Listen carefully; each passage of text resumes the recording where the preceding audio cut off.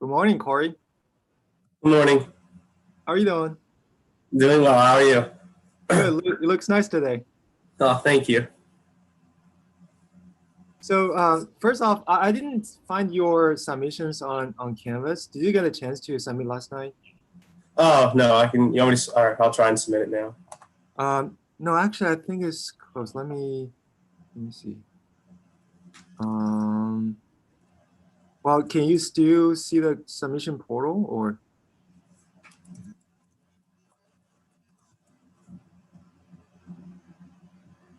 Um, Yeah, I think it's due tonight, right? So you can yeah, I think. Yeah, still I be think able it's. to find it. Okay, sounds good. Okay, all right. Okay, so let me just record it to the cloud. All right, so because I want to just keep a video recording of this so that I can review it later on or share it with other faculty and people. I just want to be a little bit formal, so don't be mine. So here today we're gonna have CS400 projects in computing final project presentation by Cory Freedner, and he's going to present his work on the baseball data set. Right, there you go. You can just take over from here and whatever you have prepared. Do you have slides and demonstrations for today? Yep. Okay, sounds good. Yep. So.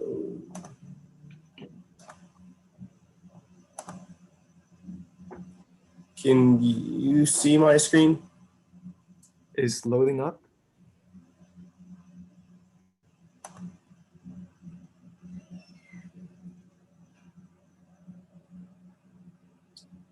Still saying the double click to and Corey has started screen share. Yeah, now there we go. I can see. Mhm.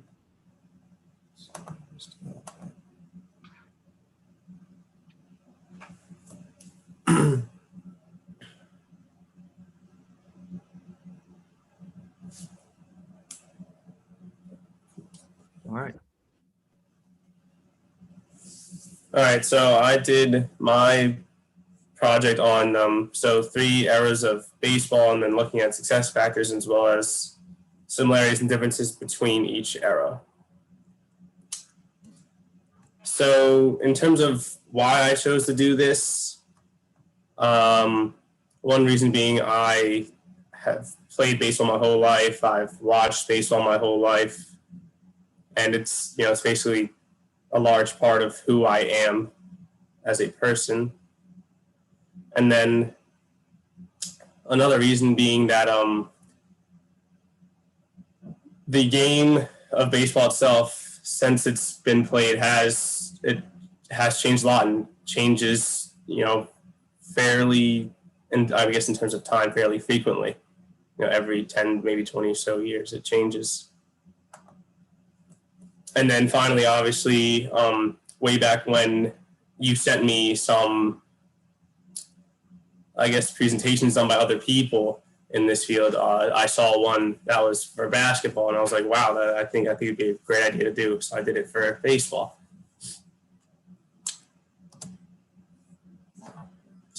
So my plan going into it was I was just going to start by looking at the basic trends of statistics over the course of time, and then narrowing it down to just the time period that I wanted to look at, do some dimensionality reduction on the data, shrink it down, and then use some clustering methods to see how the errors can be grouped, how each year can be grouped based on certain things, and then use regression algorithms later on to see essentially how they perform. So getting into that, I started, as I stated, with the trends of statistics, and looking at these, so in terms of what they tell us, it's not only do they tell us the trend, obviously the trend of the statistic, whether it's going up or down or whatever, but it kind of tells us how the game itself was played during that time period, what the mindset of teams were, and then in order to perform. Because, like just because a statistic is going up or down over the course of time doesn't necessarily mean that it's been a down year for that particular stat. It just might means that the total mindset of how to play the game has changed. So then from there, can you help remind me what the H and HR and AVG mean? Okay, yeah. So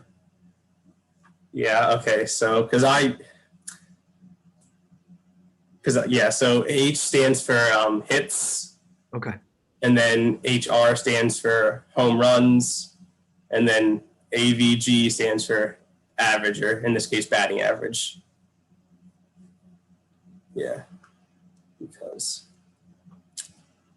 so from there I did a PCA, dimensionality reduction, to so you get a better view of the data in terms of shrinking it down and then getting a better idea of variability on the data in each era. So then, so I know I'm looking at it. So the purple group would be the first era I looked at, which is called it's between 1963 and 1976. It was the second dead ball era. I'm trying to think about how, because I know obviously that you may not know much about baseball, and I don't know, I'm trying to think about how to, I guess, one of the challenges would be explaining some of this stuff while not trying to take, so much time explaining baseball, or just, and not trying to talk over you as well. And then the, I guess, teal dots, I don't know what that color is, for being honest, but that would be what was called the steroid era. Obviously that was, it's defined as players were using performance enhancing drugs. It was running rampant throughout the time.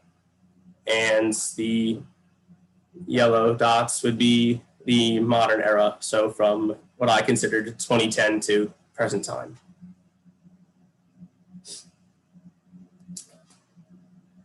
But that's, so my plans changed now because and thank you to you, actually, I don't have a prediction or regression problem. I have a classification problem, which, I guess I kind of knew that in my head, but it clearly didn't register because I wasn't, attacking the data, performing certain things properly. I wasn't doing the right things.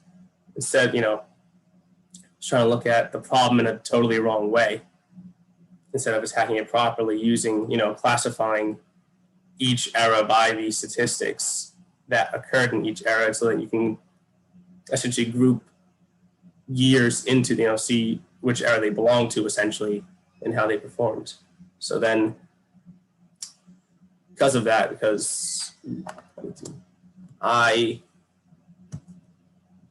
actually kind of went into a little, panic mode in terms of before, I was like, oh God, maybe I won't find the right methods to do what I want to do. But so I did this, but eventually I'll get to see that I ended up being okay. But these graphs, I understand they're hard to read. I'll read them for you. They tell the story that tell a really good story in terms of how each era compares. Again, where you see the blue dots, that is the first time period I want to look at, the dead ball era. The orange dots being the next second era, the steroid era, and the green dots being modern day period. So then, the x-axis for all these would be the statistic I chose to look at, and then the y-axis being wins. Okay. And I changed this from when we last met, where I was looking at a World Series win. And to explain, I guess, the difference or how it is, I'll use the analogy of like a semester in a class. Mm-hmm. So what's called the regular season is just a win. That's like the semester in a way. Yes, it's important, but what we play for is what's called a World Series win or a final. What we learn all year long or all semester long for in class is to prepare for the final. What a baseball team does well for all the way through the regular season is to get to the playoffs or a World Series.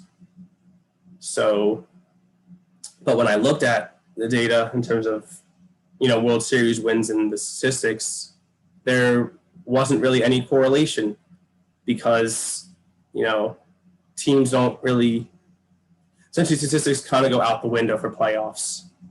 Teams play totally different, and not even the organizations themselves use them essentially for the playoffs because there's just not enough essentially points in a way. Mm-hmm. Whereas with wins in the regular season, there's clear that the better you do in the statistic, the more wins you have, as you can see. So with the, I guess, top left, I guess my top left is your top left. The number, the statistic I chose to look at is strikeouts. That is from an offensive perspective. And then the middle top graph is looking at BB, which stands for walks. Mm. The top right graph, again, is HR, which is home runs. Mm. The bottom left graph is OBP, which stands for on base percentage, which I guess I would explain as, just the percentage of which you reach base safely, or just the percentage of which you reach base. And then the bottom right graph, SLG, stands for slugging percentage, which is the percentage of all of your hits are extra base hits. So I guess I should explain the difference in that one. So a hit can either be, let's back up to, I guess, the field itself. There are 4 bases on a field. You start at home plate, then you run to first base, then you run to second base, then you run to third base, then you run back to home plate. They're kind of self-explanatory. A single would be just getting to first base, hence, first one single. A double, second base, two bases, triple, third base, 3 bases, a home run all the way around. They're essentially self-explanatory. So a slugging percentage is the percentage of your hits that aren't singles, so only doubles, triples, and homers. I see. And obviously, so I guess just picking, just because I explained it so a lot, we'll stay with the slugging percentage graph. So you can see that, when it comes to slugging percentage, the modern era relates more closely to the, steroid era as, when it comes to slugging percentage because, players were on steroids and, the balls were flying further, essentially, is what that means. So more extra base hits were occurring. And when it comes to the modern era, that's a huge statistic when it comes to looking at a player. We care more about their extra base hits than we do, let's say, just, their overall hits or, their batting average in a way.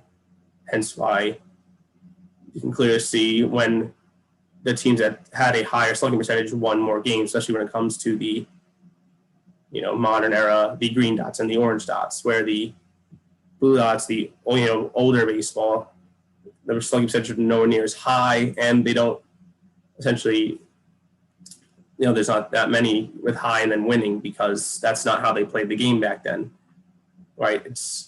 I guess that's a perfect way to describe the dead ball era. It's like a dead ball. In other words, they're not hitting many home runs. The ball's not flying as far. They're focused on more, little hits, essentially. Hence why their slugging percentages are lower. Mm-hmm. So then I went into the various classification methods I chose to do. So I did a k-means clustering, which is the graph, the top graph, I guess. No, not I guess. I know it's a top graph. I don't know why I'm guessing there. And again, same. So, but substitute switch the colors, of course, the purple dots being group 1, the tealish blue, green dots, whatever, our group, the second era, and so on and so forth. Then I used a decision tree classifier, the grid search, and the XGBoost classifier. And for the decision tree and XGBoost classifier, obviously the graph below would be an example of what those trees could look like. However, I unfortunately ran into a problem displaying these trees, which I'll get into when I get to the demo fairly shortly. And then when it comes to why I chose these methods, obviously, for one, you recommended some of them to me, so that's pretty obvious. And then two, when it came to looking at other problems like this is, comes to sports analytics or whatever, these are, some of the methods they chose to use as well. So I thought, they can potentially work for my problem, and obviously they have. They've done a great job. Well, as you'll see, they've done a decent job classifying each dot and data point into an arrow. Yeah, so now I will get into my demo of my code. Which I guess I'll have to stop and reshare.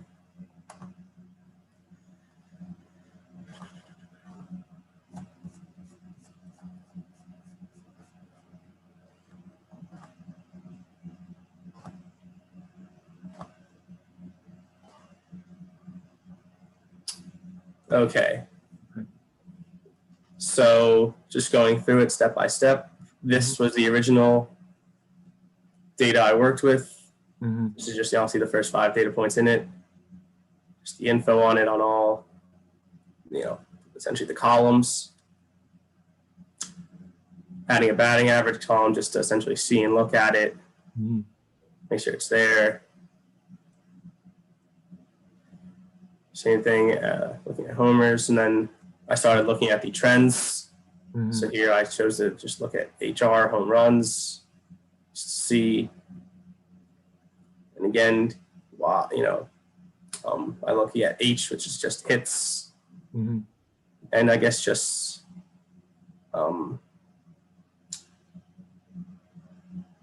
yeah. So I guess I just touched on this a little bit. So like just in terms of why, again, it's going down since like looking at, actually, I'll explain that first. So the large dips, essentially like 2020, that is because it was a shortened season. Just to get an idea, normally a season is 162 games long, but obviously due to COVID, they had to be slight adjustments, so they only played 60 games. So, nowhere near the amount that they normally play, hence the large drop off in every cumulative stat that year. And then like the dip before 2000, I know there was what's called a lockout, which essentially is basically like a strike from a sports perspective. The players stop playing, so there's no baseball. But looking at just the actual, not just look at just the standard trend, not the slight down points. That's because teams and organizations care less about batting average, so therefore hits, because that's what goes into that. Average is hits per at bat. So if we care less about batting average, hits will go down. And if you look at league leaders in hits now versus back then, it's not even close. And again, so there you go.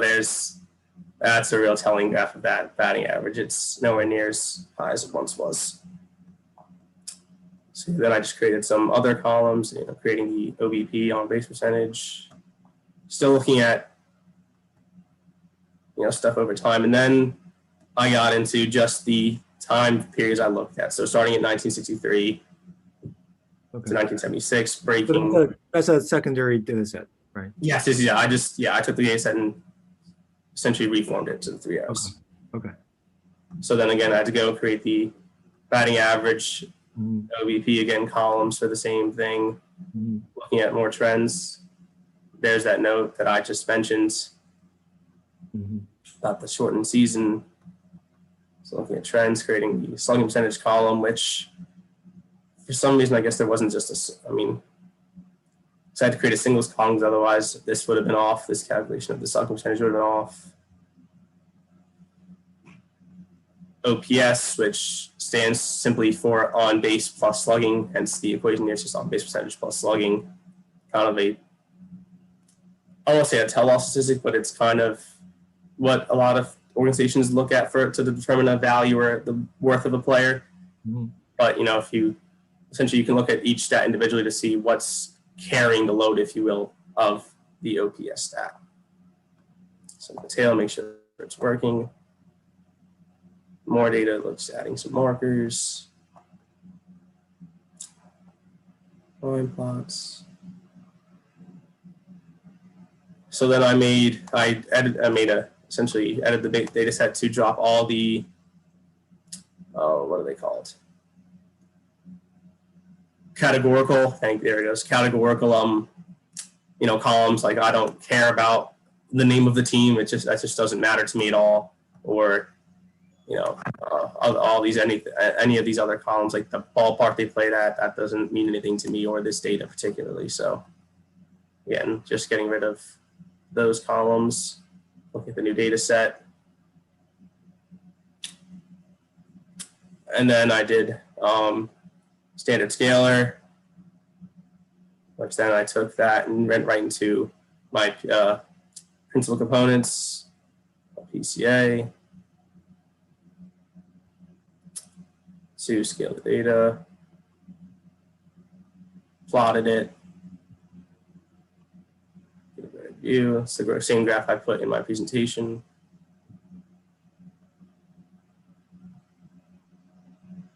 I did standard scalar again, except just only looking at these particular columns, these features.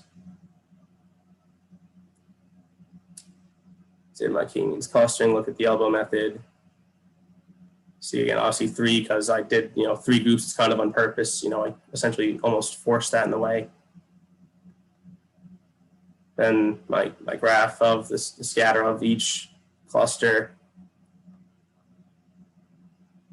Then I went into the graphs again, just using each hue as the error, and then picking whatever statistic I chose, where Y is wins.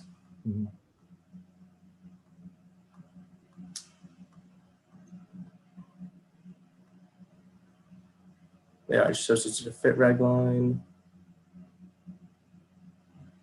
And then I get into my decision trees.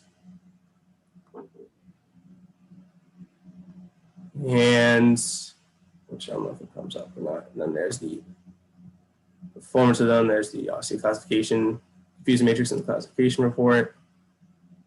Much better and different than obviously last time you met, because I figured out my actual problem. So when you build the tree, did you balance that out by using the weights, or? No, I did not. My class was none. Okay. Have you taken a look at whether these two areas are like balanced or not in terms of the number of counts? Yeah, they should be balanced. Yeah, because there's. Yeah, they are. No, they are. Okay. Now, like, how many instances each area has? Like, how many data records each area has? Are they? I mean, are they like even split? Like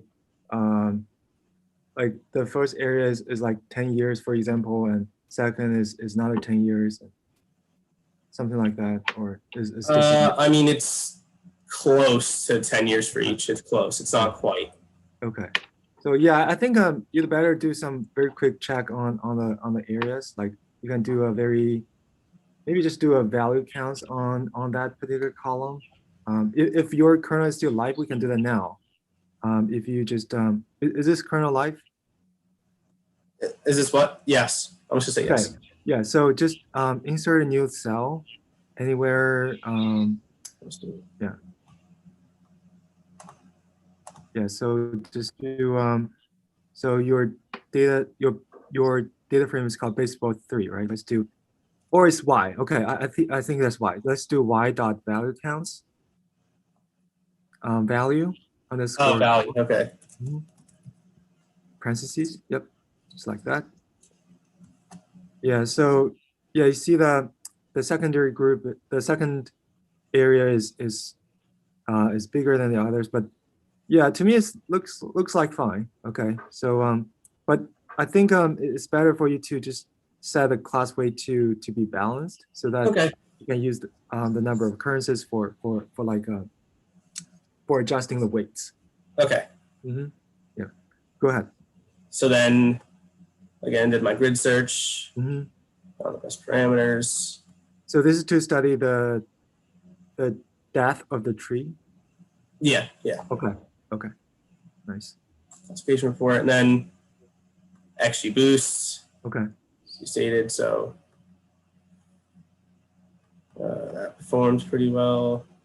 And then so then I was going to show you the tree. However, I had a problem, I guess, Mhm. importing graph viz, or I had a problem with my path. I couldn't get it to work for some reason. It kept saying, I forget what the actual error was, but I was having problems with that. So unfortunately, I could not display the tree view, which I do apologize for that. Okay. That's fine. So can you go back to the XG boost? Let me see very quickly what's going on there. So you have okay, you have trained it. And that's the validation score, right? So 92%, which is quite good. Yeah. Yeah, looks very nice. Okay. Yeah. And then I wrapped up with a K nearest neighbors, Hmm. which performed extremely well.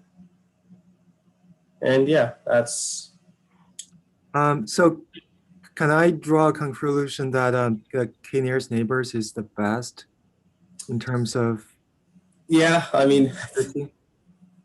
yeah, I think so. Okay.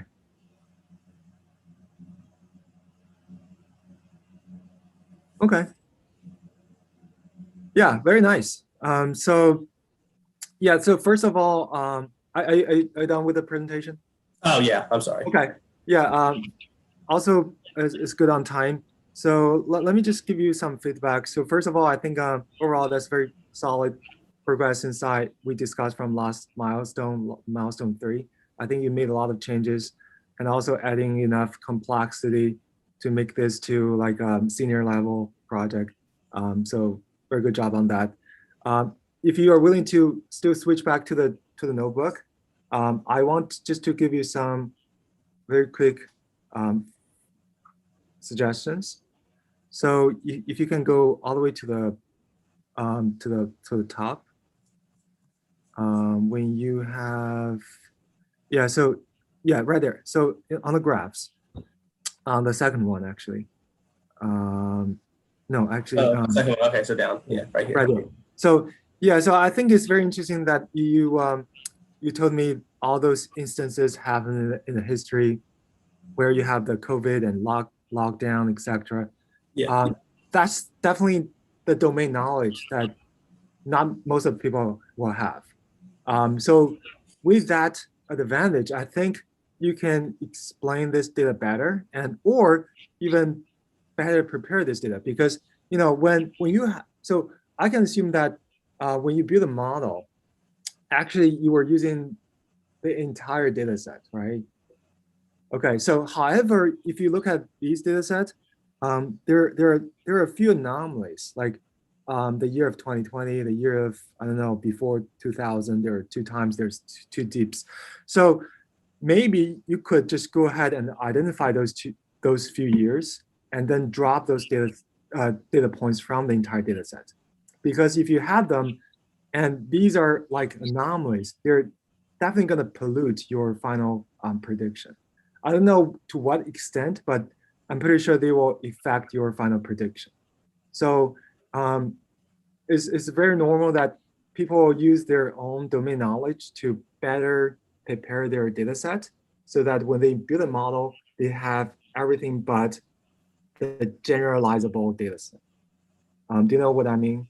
So yeah, the point is you want to still maybe just do another round of sifting so that you can just get rid of all those anomalies to keep your data on the same page.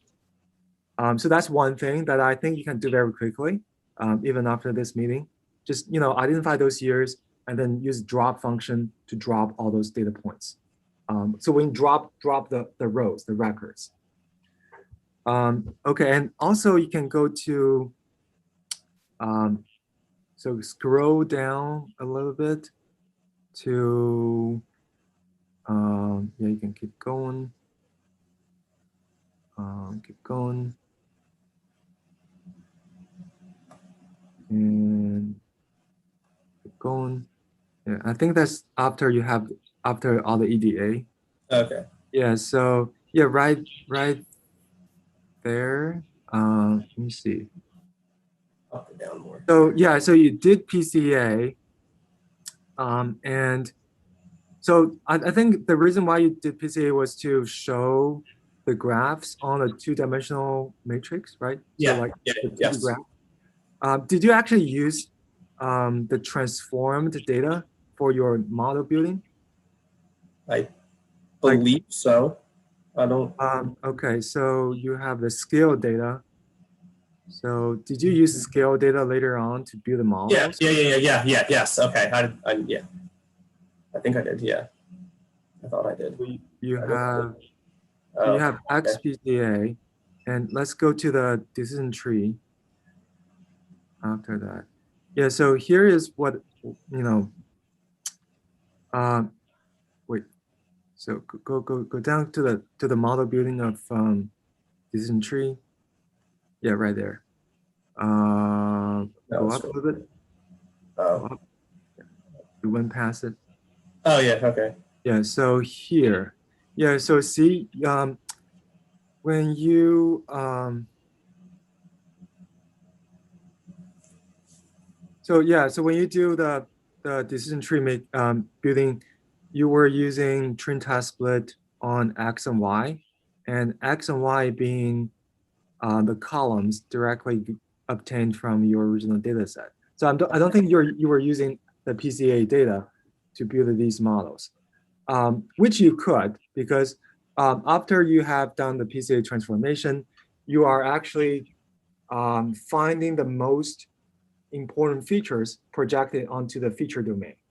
So it's actually hard to describe, but it's not the original data set, or it's not original features, but you were projecting your original features to a whole new domain. And now you can leverage that new domain and leverage those new features, the PC1s, PC2s, PC3, and etc., to become your X. So here on line 69, instead of just grabbing all those columns directly from your original baseball 3 data frame, you could use all those PCs. I think that could potentially give you another boost on your performance on the decision tree. That's another thing. And the third thing is, so even if you're using the baseball 3 data frame directly, there's no wrong with it. But can you also explain why do you choose all these features rather than the whole 42 features you have? Yeah, so I mean, because basically, I mean, when looking at the data, where do I start with it? Yeah, so because not all of these features are, I guess, statistics in a way. I mean, okay, some of them I don't essentially care about, like like games played at home. Like that's not relevant to me, or I guess I was really only looking at like offensive performance. So some of these are defensive stats, which again I'm not getting rid of. So that would be why I chose Okay. some stats Yeah. over others. Yeah. I'm saying that not because it's a flaw, because I think that's definitely one part of your project that actually distinguishes itself from the others because you have the domain knowledge and all those handpicked features you have to build your model is going to be very important because nobody has that knowledge. So you know much better than anyone else in this room, at least between you and me, that you can be confident that all these handpicked features are good features to make the prediction. So that's right. That's a very good stuff on your side, I think. And I don't know if you have emphasized that ever in your paper, but if you haven't, you definitely want to think carefully. How would you make that part standing out in your paper? Like that's one thing. That one of the biggest contribution you can make to this model building. Okay, and you can also go a little bit down to all these fancy graphs, all those hue with area. Uh, Yeah, so right there. So yeah, I think you can better present all these series graphs by using the facet grid. Have you using that before? yeah, Yeah, okay, yeah, yeah, you can organize those images on different grids on the same picture so that yeah, people don't need to scroll up and down very frequently. They can just see that on the same page, and then you can compare horizontally or vertically, and it yeah, all makes sense in that case. yeah. I actually kind of thought about that this morning, but Yeah. a little Yeah, too so late. yeah, so if you have the time, I would suggest you to do that. I don't think that's going to be a very hard thing to do. You just need to first create a facet grid object. So make G equal to SNS dot facet grid, and in that parentheses, you have to specify how many rows you're going to have, how many columns you're going to have. So basically, that's like a grid, X by Y grid, and then in the G with a G object, can say G dot map with this scatter plot as a way to show all those grids. So that's so you can do that improvement if you want, but that's not a requirement. Okay, so if you want to, I think on your paper, if you want to bring together a very nice and compact graph, that's a nice way to do it. Okay. And also, lastly, if you go all the way down to the bottom, yeah, so I think that's when you do the SVC. Yeah, so here you were using SVC. That's the SVM. Actually, when you do grid search CV, you don't actually need to do SVC all the time. I'm not sure how many time it takes for you to do the SVC. Does that takes a very long time to run through this code? It doesn't take that long. I mean, Okay. it's not instantaneous, but I mean, it Okay. takes a couple minutes. Okay. Yeah. So I think you forgot to mention one thing. If you understand this process clearly, so this is actually not part of your decision tree. This is actually doing support vector machine. And in your slides, I don't see you had a portion explain that. Maybe you should. Okay. So what I see from the model building process is you have first the decision tree, and then this second one is support vector machine together with the grid search. Okay, so grid search is a utility for you to find the best parameters for SVM. Okay, and you can also use you can also use the grid search not only for SVC but also for decision tree as well. So when you scroll up a little bit to the decision tree, you will see that you actually hard coded the max depth to 10 and the max features to 8. In your case, that might be ideal, but in most cases, these default parameters may not be ideal for your own case. Okay, so you could also think about using grid search CV to study the max depth. Okay, do you see that on your metadata in the model? Yeah. Yeah, right there. So max underscore that equal to 10. So that's a hard code, right? So you can just like you did for SVC, you can say parameter grid equals to a dictionary, and in a dictionary you have max stat equals to a list. So max stat can be chosen from, for example, 3, 4, 5, 6, 7, 8, all the way to 10, or even to 20. And you can study all these parameters and see which one gives you the best score. So I'm thinking when you see the F1 score from the classification report here, you see a 0.75. That might be not, that may not be the most ideal case, okay? Because you have hard-coded those depth and the features, it's not giving you the optimal solution in this case. By using the grid search, you may find the optimal depth and also the optimal features so that you can have a better score here by using distance tree, okay? So yeah, I can definitely see that the advantage over of the SVC using research over the baseline design. You see that there's a 0.86, right? That's the score you have. Yeah. Yeah, so that's a good deal. And lastly, the XGBoost, I think that's one of the best models you have. I see like a 92%, 93% accuracy, Yeah. which is quite good. I don't quite understand why key nearest neighbors can give you such a such a large score though. Looks to me is quite naive, and so X1 is a scaled features, which is different from the others, right? Yeah. But I don't know.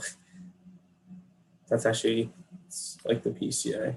Yeah, like I think also for your decision tree and so if you go back to the first model of decision tree, again, um, is using the data directly from your data frame. Yeah, if I use the Uh, scale features, yeah. and baseball is that the scale after, is that data set after scaling or is that before scaling? Uh, Where did you get the baseball 3? Is that that might be. you can look it up. I think it might be after scaling. Okay. Yeah. No, okay, so yeah, there you go. It's before scaling. Yeah, so that's one of the reason why K-means is even higher because it's after scaling and all the others are not scaled. Yeah. Okay, so I think you have to fix that as well. Yeah. I think Okay. you're gonna definitely see some boost on all the other methods because K-means to me it looks like a very naive and like a more like a baseline design. Um, that could be your one of your punchbacks. Like, you have to compare other more advanced algorithms against against it. So that's what we call the punchback, baseline models. So K-means looks like very naive, and you can use that as a baseline. So I'm pretty sure that K-means, I mean, the decision tree, SVM, and XGBoost is going to give you even better scores if you have done the scaling and have studied the optimal parameters for those models. Okay, so I think that's something you could do. I don't know if you have other stuff to do before the end of the day, but if you could, I would highly suggest you to make some tiny adjustment to your code so that your final result will be even better. Okay. Yep. Yeah, overall, I think that's a very good project. I'm kind of very proud of you that you're not a DS major student, but you have made this far and make a lot of good findings from the data set. That's very good stuff. All right, so yeah, so I think that's for your presentation today. Do you have any questions for me? No, I don't think I do. Okay. Yeah, so like I would suggest you to, do you have the paper ready, or you're still working on it? Oh, I'm still working on it. Okay, yeah, so think about, highlighting the feature handpicking section of your paper. And also I'll suggest you to regenerate the evaluation metrics from all those previous models to see whether you can even have a better score out of it. Okay. Yep. And if you do need extension on the paper, don't hesitate to ask. I can possibly extend it to maybe someday if you find that's more convenient for you. Do you want to do the extension now, or like? I mean, I think if I look on the portal, it's due the 11th, so I think I Yeah, should. I can adjust that. But if you think you can get it done by tonight, then that's not a problem. So it's up to you. Okay. Okay, just let me know. Okay. Yep. All right. Well, it's been nice to working with you, and if I don't see you anywhere on campus, then I wish you good luck in your future career, and just congratulations on your graduation. Thank you, Dr. Lee. That really means a lot. It was a pleasure working with you too. Nice. All right. Take care. Take care.